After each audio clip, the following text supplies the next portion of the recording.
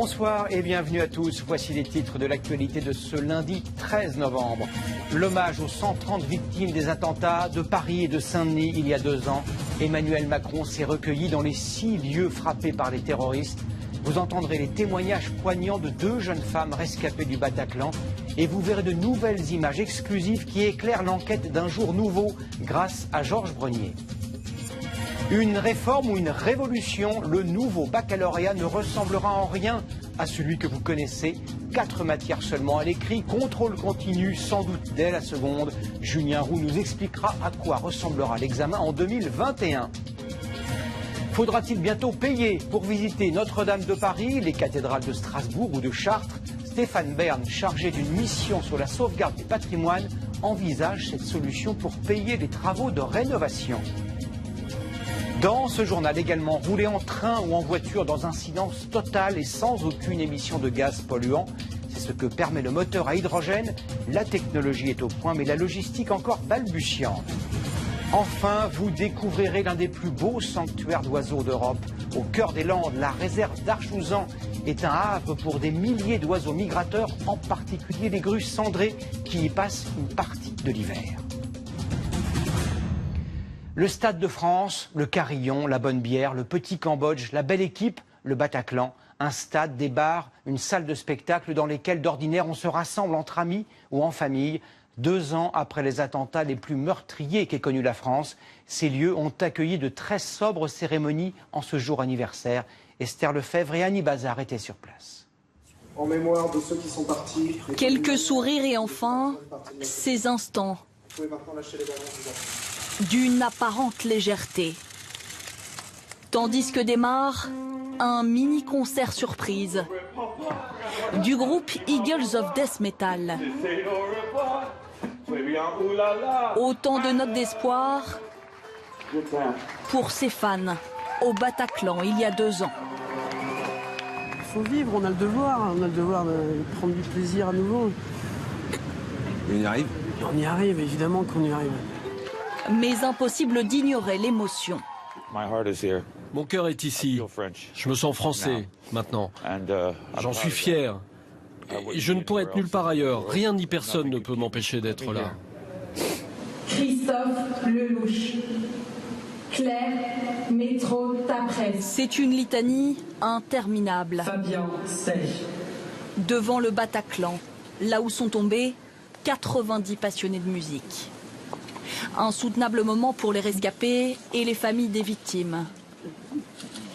Longuement épaulés par le couple présidentiel, visiblement très éprouvé. On vit pas toujours bien.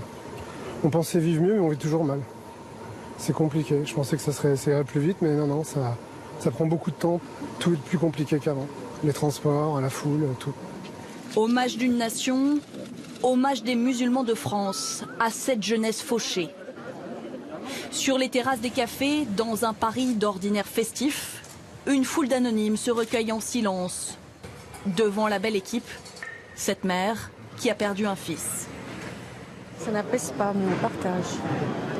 Ils sont dans la même douleur que nous.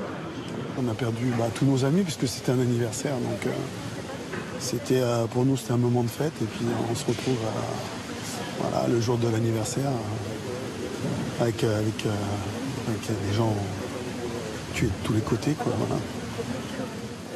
Lucie Dietrich. Elif Dogan. Les vies s'égrènent au fil des étapes aux noms insouciants. Les cafés s'appelaient la Bonne Bière, le comptoir Voltaire, le Petit Cambodge et le Carillon. 130 défunts au total, 400 blessés. Les premières victimes ont été touchées au Stade de France.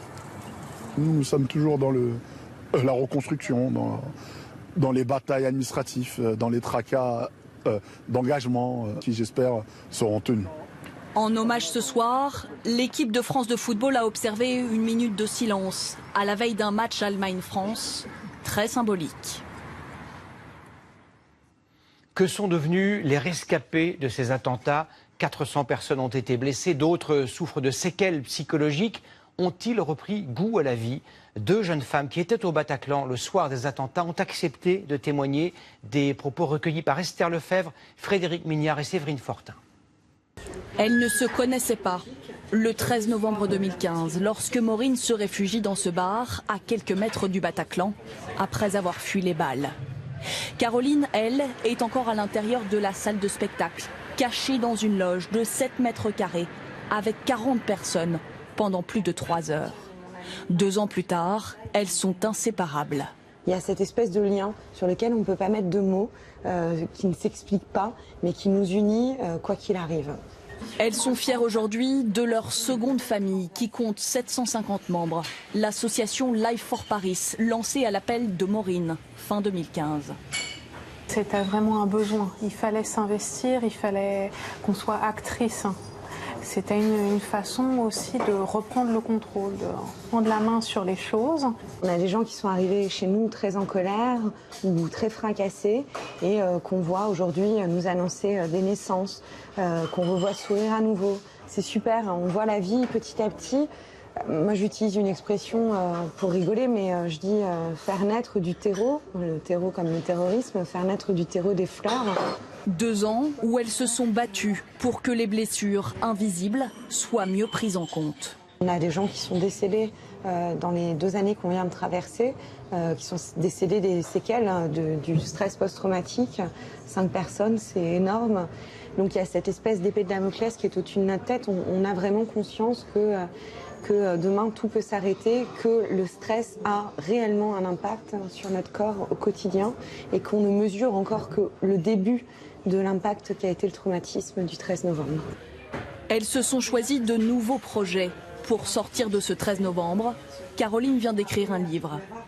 Quant à Maureen, ex-assistante maternelle, elle suit une formation pour être sophrologue.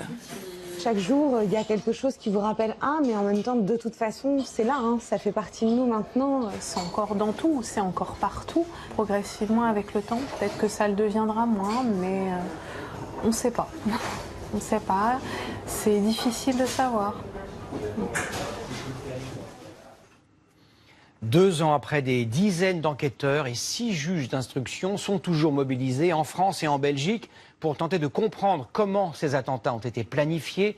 Des investigations qui vont sans doute durer encore 2 ans. L'enquête s'appuie notamment sur des images inédites, encore jamais diffusées, que vous allez découvrir grâce à Georges Brenier, Charles Voissier et Mustapha Keradji. Ce sont des ombres dans la nuit. Ces hommes, qui marchent tranquillement dans la rue, s'apprêtent à commettre le pire attentat jamais réalisé en France. La scène que vous découvrez ce soir a été captée par des caméras de surveillance de Molenbeek. Il est 4 heures du matin. Les terroristes prennent la route de Paris. Un convoi de la mort, comme le dira plus tard l'un des terroristes. Après 2 ans d'enquête, le scénario du 13 novembre ne comporte presque plus de zone d'ombre. L'organigramme du commando est désormais clair.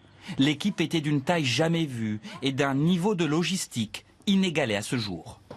C'est toute la chaîne opérationnelle qu'on tente de reconstituer, qui va des commanditaires en Syrie, à Raqqa, y compris ceux qui ont permis la fabrication des explosifs, et jusqu'aux opérationnels. L'immense majorité des suspects a été arrêtée. 13 hommes sont sous les verrous, y compris 2 supposés kamikazes qui devaient en théorie participer aux tueries du Bataclan et des terrasses. Le cerveau présumé du groupe, un belgo-marocain, est lui en fuite en Syrie, tout comme le chef des artificiers. 13 autres complices ont eux été tués ou se sont fait exploser. L'enquête a aussi permis de retrouver un poisson pilote. Vous voyez son visage pour la première fois, Bilal Chatra, un Algérien de 20 ans. Pendant l'été 2015, il a servi d'éclaireur sur la route des migrants. Il renseignait le commando en temps réel sur les contrôles de police et sur les chemins à emprunter pour traverser l'Europe. 3 suspects ont pu bénéficier de ses conseils. 2 ont été arrêtés juste à temps. Le 3e est le terroriste du Thalys. On va plutôt privilégier des personnes aguerries au combat et qui vont pouvoir entrer en Europe facilement par la route des migrants grâce à des relais logistiques qui sont déjà implantés en Europe. Une infiltration discrète grâce à un faussaire qui a fourni au commando des dizaines de faux papiers, souvent grotesques, mais redoutablement efficaces. Sans perruque ni fausses lunettes, Ces hommes auront rendez-vous avec la justice, sans doute d'ici l'hiver 2020. Les juges se sont donné encore 18 mois pour boucler cette enquête hors norme. Bonsoir Georges. Bonsoir Gilles. En regardant votre reportage, on comprend que des membres de ce commando, toujours vivants, se trouvent aujourd'hui peut-être en France ou dans un pays limitrophe. Oui, c'est l'une des obsessions d'ailleurs des services de renseignement à l'heure actuelle. Retrouver un à un ces djihadistes qui se sont engouffrés dans la brèche, qui sont l'autre partie de ce gigantesque réseau du 13 novembre. Les espions français ont même donné d'ailleurs un nom de code à ces potentiels terroristes, le gang des sacs à dos, tout simplement parce que les services antiterroristes ont épluché, examiné des centaines de photos d'identité de migrants pendant l'été 2015, vous savez, dans ces fameux hotspots, les centres pour réfugiés en Grèce, et ils ont repéré au total une dizaine d'hommes vêtus du même pantalon noir et du même modèle de sac à dos noir. Alors ça ne fait évidemment pas d'eux des tueurs, mais les policiers spécialisés sont persuadés qu'il s'agit d'un seul et même groupe de petits soldats de Daesh. Le problème, évidemment, c'est de les retrouver, de retrouver leurs traces. C'est un casse-tête sans nom car ils ont tous utilisé des faux papiers. Certains ont quand même fini par être arrêtés encore ces dernières semaines en Belgique, en Allemagne et en Autriche. Tous les autres, eux, se sont comme évaporés. Merci beaucoup Georges pour ces très précieux éléments d'information. Depuis le début de cette vague d'attentats et l'instauration de l'état d'urgence il y a 2 ans, les policiers et les gendarmes ont été particulièrement mobilisés. Et c'est dans ce climat qu'on a appris aujourd'hui que 46 policiers s'étaient suicidés depuis le début de cette année 2017. Y a-t-il une explication rationnelle? Jocelyn Huchet et Annie Bazard ont recueilli le témoignage poignant d'une policière désemparée. Regardez. C'est une policière à bout. Nous l'appellerons Véronique. 30 ans de métier et une souffrance qui a commencé en 2011. Elle a déjà tenté de mettre fin à ses jours. J'ai éprouvé un profond mal-être et la sensation d'être totalement abandonné par ma hiérarchie, par rapport au travail que j'ai effectué, pour lequel je m'étais investi pendant tant d'années, et puis aussi parce que je me sentais mal dans ma vie privée à ce moment-là et que j'ai bénéficié d'aucun soutien. Pour elle, la pression est toujours grande. Elle ne veut pas témoigner à visage découvert. Brigade de nuit, la violence quotidienne du terrain et la détresse de la population qui s'aggrave selon Véronique, au point de la détruire. Nous prenons la misère sociale en plein visage. Cette misère sociale nous touche, elle nous affaiblit. Je préfère ne plus être flic et être vivante que de continuer à travailler et mourir un jour. Et elle est loin d'être seule. La semaine dernière seulement, 8 agents se sont suicidés en France. Depuis 2014, les chiffres ne cessaient de diminuer, mais cette année, déjà 46 policiers ont mis fin à leur jour. C'est environ 1 par semaine. Cela touche aussi les gendarmes. Pour tenter d'enrayer le phénomène, l'ancien ministre de l'Intérieur, Bernard Cazeneuve, a renforcé le soutien des policiers à l'échelle locale, surtout s'ils sont fragilisés. 2 ans après, ce plan a bien du mal à être appliqué. Il n'y a pas forcément l'assistance sociale, le médecin de prévention qui est présent dans le département ou dans la localité. Donc cette absence de suivi, ce relâchement sur le plan de prévention fait qu'aujourd'hui les fonctionnaires sont un peu abandonnés. Confrontés depuis 2 ans à une menace terroriste sans précédent, les forces de l'ordre dénoncent aussi des cadences de travail infernales. Gérard Collomb, le ministre de l'Intérieur, a demandé des pistes de réflexion aux chefs de la police, de la gendarmerie et de la sécurité intérieure. Ils vont tenter de renforcer la prévention du suicide des forces de l'ordre. L'actualité à l'étranger, c'est d'abord ce très violent tremblement de terre à la frontière entre l'Irak et l'Iran de magnitude 7,3. Il aurait fait, selon un bilan provisoire, plus de 400 morts et 6000 blessés, la plupart en Iran. Les secours et l'armée iranienne sont toujours mobilisés pour tenter de retrouver des survivants sous les décombres. Retour en France dans un tout autre registre. Vous connaissez bien sûr le sur-mesure en matière de vêtements. Vous allez peut-être bientôt l'expérimenter chez votre banquier. Dès l'an prochain, en 2018 donc, de nouveaux établissements vont moduler leurs tarifs en privilégiant leurs plus fidèles clients. Explication Johan Engen et Cédric Even. Nous avons une simple question à vous poser. À votre avis, combien dépensez-vous chaque année en frais bancaires? On va dire au maximum une cinquantaine d'euros. Entre 120 et 150 euros par an. Une cinquantaine d'euros par an? J'en ai aucune idée. Les Français en moyenne dépensent 207 euros. Ah, c'est beaucoup ça. C'est aberrant, quoi. C'est énorme. De frais bancaires, ouais. Des tarifs qui vont encore augmenter en 2018. Notamment si vous souhaitez changer de banque et récupérer certains placements. Le CIC, par exemple, vous prélèvera non plus 67, mais 90 € pour transférer votre plan d'épargne logement. Transférer son argent d'une banque à une autre coûte globalement de plus en plus cher, plus 18% depuis 2012. Une façon de retenir ses clients. Pourtant, la loi votée cette année avait simplifié les démarches pour changer de banque. La loi n'allait pas suffisamment loin puisqu'elle ne traitait pas les obstacles les plus importants à la mobilité bancaire, à savoir notamment la question des frais de transfert des produits d'épargne qui sont souscrits par près d'un Français sur 3. Résultat, seuls 5% des Français changent de banque chaque année. Parmi eux, certains laissent un compte ouvert dans leur ancienne banque. Mauvaise idée dans certains cas.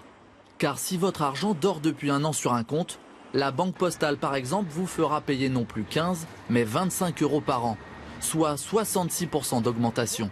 Et pour les plus fidèles, ceux qui ne changent jamais de banque, sachez qu'en 2018, les frais de carte bleue vont légèrement augmenter. Toujours au chapitre économique, c'est un raté monumental qui va coûter 10 milliards d'euros à l'État, donc aux contribuables. La désormais fameuse taxe de 3% sur les dividendes des entreprises, taxe instaurée sous le quinquennat de François Hollande, ensuite retoquée par le Conseil constitutionnel. Dans un rapport publié aujourd'hui, l'inspection générale des finances attribue ce fiasco à, je cite, des responsabilités plurielles. En clair, cela signifie que personne n'est vraiment responsable. Après la taxe, les impôts, cette fois c'est fait. À partir de janvier 2019, l'impôt sur le revenu sera prélevé par votre employeur sur votre feuille de paye. Ce sont les entreprises qui paieront le surcoût lié à la mise en place de ce prélèvement. Ce chiffre à présent qui va sans doute vous surprendre, la France compte 119 cathédrales, des joyaux du patrimoine qu'il faut entretenir et qui coûtent très cher. L'animateur Stéphane Bern, chargé par Emmanuel Macron de veiller à la sauvegarde du patrimoine, propose de faire payer l'entrée comme cela se fait dans plusieurs pays étrangers. Est-ce vraiment possible? Michel Izard et Bertrand Lachat ont mené l'enquête près du bourdon de Notre-Dame. De l'extérieur, Notre-Dame de Paris est un joyau parfaitement gratuit. Seul l'accès aux tours géré par le Centre des Monuments Nationaux est payant, 10 €. L'entrée à l'intérieur de la cathédrale elle-même, gérée par l'archevêché de Paris, est libre. C'est le monument le plus visité d'Europe. 13 millions de personnes s'y pressent chaque année. Cela pourrait représenter une manne. C'est l'idée que, par exemple, en Italie, en Espagne, pays très catholique, s'il en est, eh bien, au moment où il n'y a pas d'office religieux, au moment où il y a simplement des hordes de touristes, eh bien, on puisse faire payer l'entrée. Ça pourrait aider à restaurer le monument. À Milan, l'entrée est de 3 €, 4 à Gand, 6,50 à Berlin, 9 à Séville, 11 à York. Les cathédrales françaises, elles, restent gratuites. Je ne vois pas pourquoi il faudrait faire payer un lieu de culte comme il est là. Il faut le garder comme il est là. Si c'était 2 € chacun, moi je trouve que ça serait très bien parce que l'entretien coûte une fortune. Hein. À Notre-Dame, le budget de fonctionnement est de 6 millions d'euros par an, entièrement financé par les offrandes et les dons, de manière à garder la dimension spirituelle du lieu. Faire payer, c'est transformer notre cathédrale en un musée, et en un musée qui présente des œuvres, et parfois souvent des œuvres mortes. Moi, je veux proposer des œuvres vivantes. La loi de 1905 sur la séparation de l'Église et de l'État interdit de faire payer l'entrée pour un lieu de culte.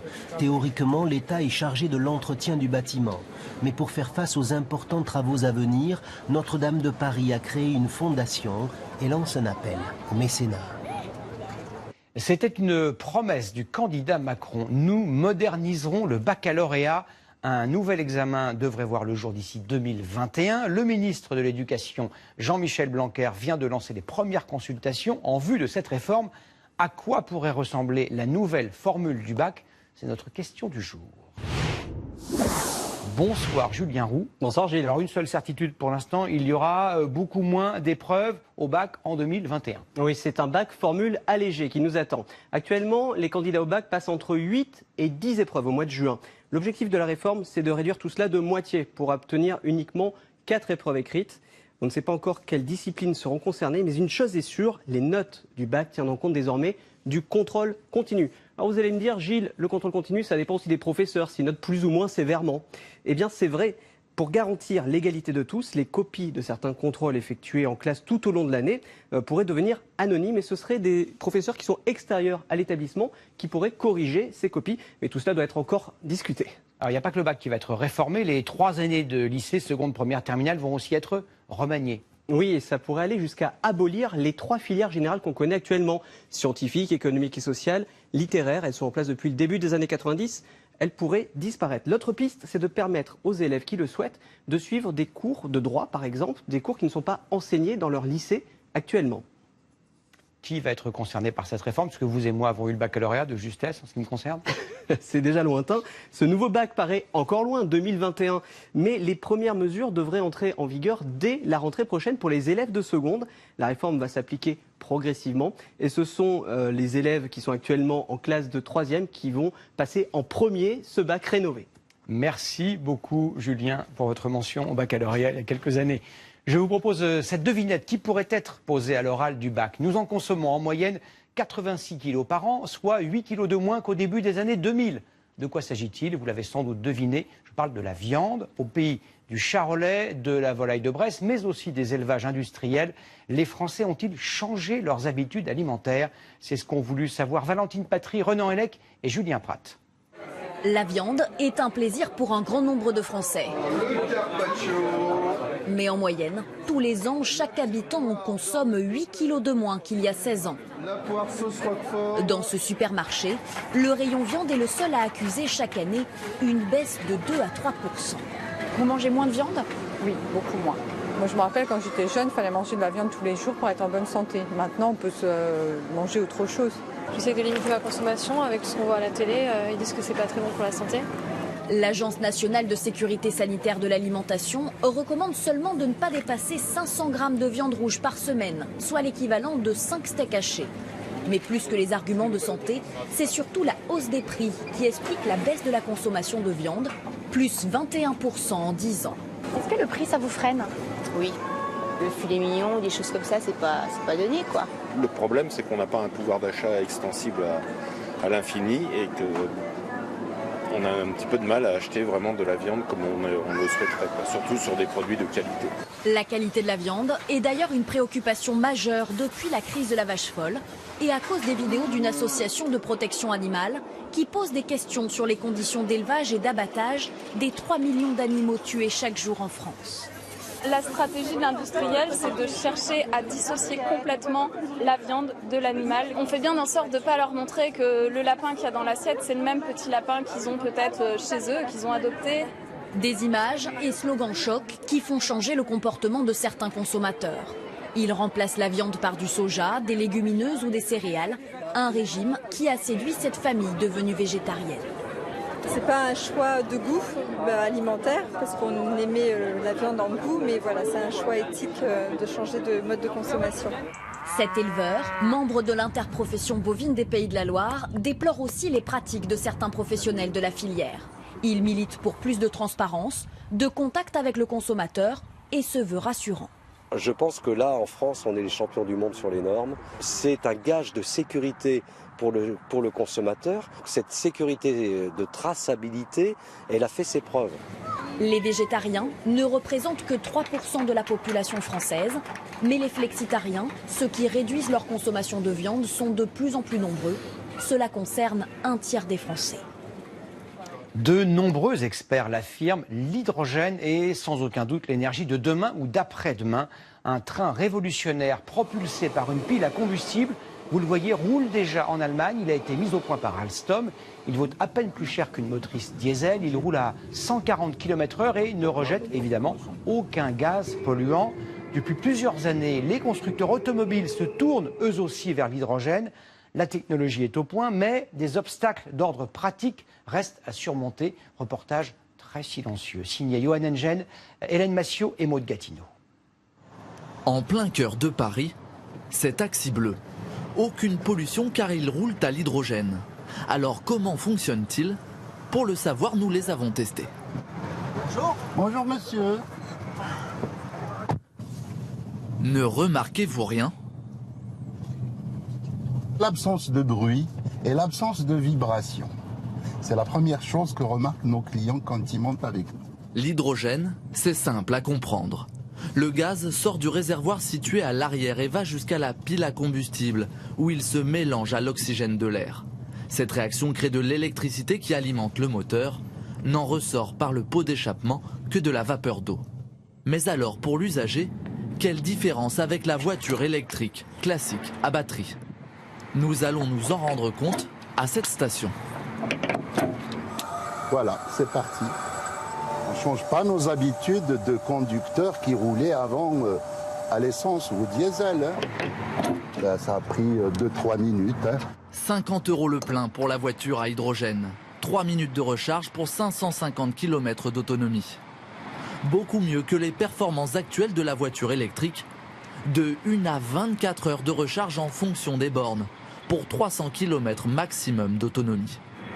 L'hydrogène a donc de sérieux avantages, pas suffisants néanmoins pour convaincre les particuliers de sauter le pas. Aujourd'hui, nous avons 2 freins principaux au développement de la mobilité hydrogène. Un premier frein, c'est le prix de la pile à combustible qui amène à avoir des véhicules à plus de 70 000 €. Et d'un autre côté, c'est l'infrastructure de recharge qui est très peu présente. On n'a qu'une vingtaine de stations en France parce que c'est très coûteux de développer cette infrastructure. Les seuls à se lancer dans l'aventure sont donc les entreprises et les collectivités. Comme ici à Pau. En plein chantier, la ville se prépare à ouvrir une ligne de bus à hydrogène. Bien plus rentable que les bus électriques à batterie. Bus à batterie, on est obligé de perdre 6 minutes quelque part toutes les 20 minutes à recharger les batteries. Avec le bus à hydrogène, on arrive au terminus, on peut repartir tout de suite. C'est une première en France et ce choix a un coût. 13,5 millions € pour 8 bus et une station-service. C'est 2 fois plus cher que l'option électrique. Mais comme ce projet est novateur, l'Union européenne et la région le financent à 50%. Vous rentrez tard du travail, vous n'avez pas une minute à vous. Voici peut-être la solution. Depuis quelques années, des professionnels peuvent à votre place déposer vos chemises au pressing, vos colis à la poste ou prendre rendez-vous en votre nom chez le dentiste. Comment expliquer le succès des conciergeries? Reportage à Tours de Margot Madescler et Anaïs Michaud. Simplifier son quotidien, c'est la nouvelle tendance. Bonjour Christine, j'apporte 2 choses. Anne-Marie Vanier fait ses achats au pas de course pour les autres. Du repassage à la gestion du courrier, elle propose ses services de conciergerie à une douzaine d'entreprises clientes. Le principe est simple. Une société paye un abonnement et Anne-Marie réalise les corvées du quotidien des salariés au même prix que s'ils se déplaçaient eux-mêmes. Le projet a mûri lorsqu'elle était employée. Dans mon ancien travail, je rencontrais beaucoup de femmes qui me racontaient leurs difficultés à concilier leur vie professionnelle et leur vie familiale. Donc c'est ça qui m'a donné l'idée. Chaque jour, les salariés peuvent passer commande à la conciergerie. 1,10 € la baguette, livrée sur le lieu de travail. J'habite dans un quartier où il n'y a pas de boulangerie, c'est un quartier un peu nouveau, donc par souci du confort et de praticité, en fait, je passe tous les jours récupérer ma baguette. Des fois, il y a des services où ça ne correspond pas avec vos horaires de travail, comme la poste. Donc si vous avez besoin d'aller chercher un recommandé ou les trucs comme ça, on vous le fait à votre place. Donc ouais, c'est très pratique. C'est très important d'alléger ces journées de travail. Débarrassés des tracas du quotidien, les employés gagnent du temps et sont plus disponibles pour leur entreprise. Des arguments qui ont convaincu le directeur de cette société de 90 personnes. On est aussi soucieux du confort et du bien-être de nos salariés, donc ça veut dire que si on peut leur apporter des petits plus et ce type de prestations de services, on ne va pas se gêner pour le faire. 80 € par mois d'investissement, un bien-être qui ne coûte pas cher. On est plus sur un coût qui avoisine 1 €, voire moins de 1 € par salarié par mois. Le prix de l'abonnement varie en fonction du nombre de salariés et des permanences. 500 € au maximum pour les plus grosses entreprises. En France, le secteur de l'assistance a progressé de 8% en 2016. Une bonne nouvelle pour Anne-Marie qui pense embaucher cet hiver un deuxième employé. Il y a 3 millions d'années, c'était un vaste marécage. Aujourd'hui, la réserve nationale d'Arjuzan dans les Landes est un lieu unique en France pour observer les oiseaux migrateurs. Plus de 200 espèces se donnent rendez-vous sur place à l'approche de l'hiver. Et parmi les plus impressionnants et les plus voyageurs, les grues cendrées observées à la Jumelle par Grégoire Gusteau et Nicolas Forestier.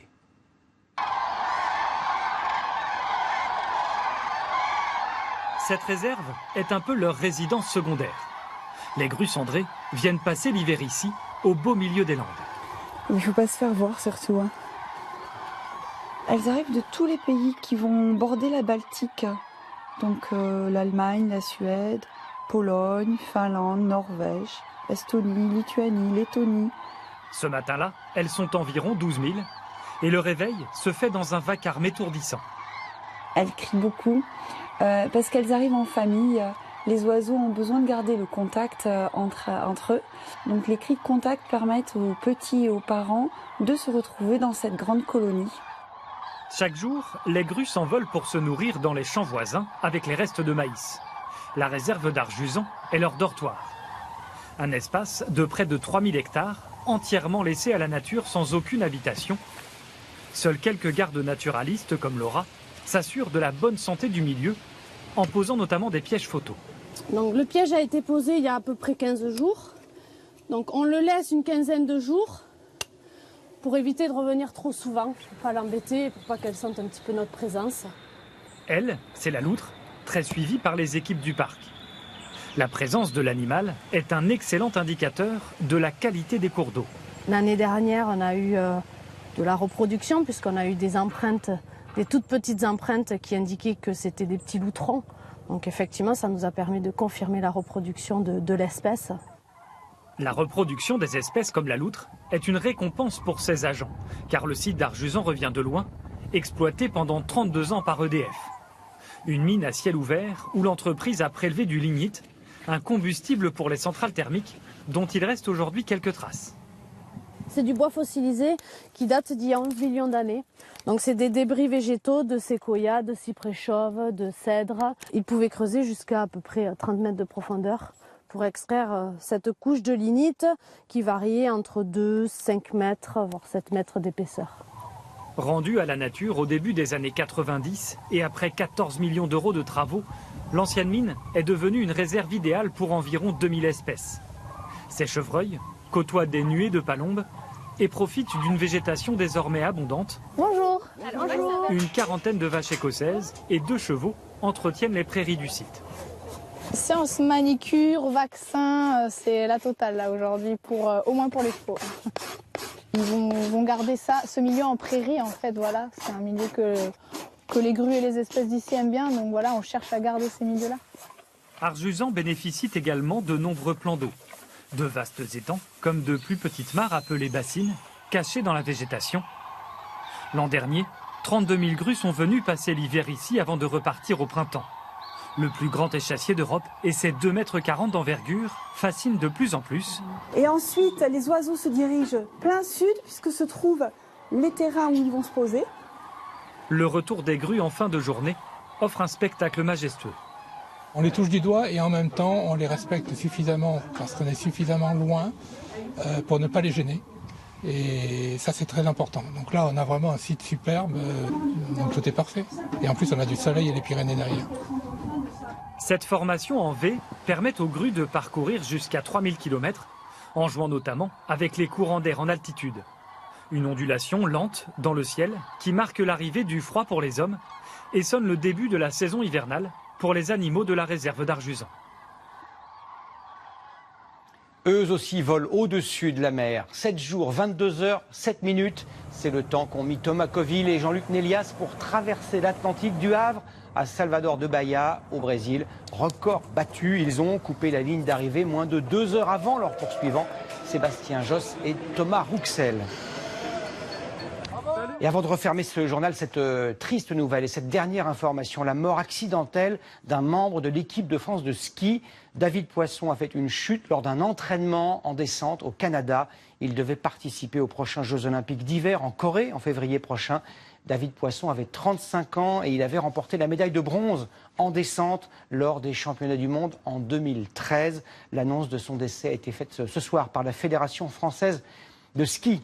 C'est la fin de ce journal. Dans un instant, le tirage du loto, la météo vraiment hivernale d'Evelyne Delia, nos chers voisins Nicolas Canteloup et Nikos Aliagas, avant votre téléfilm Camping Paradis. Demain à 13h, Jean-Pierre Pernaut. Je vous retrouve à 20h. Très bonne soirée à tous. À demain.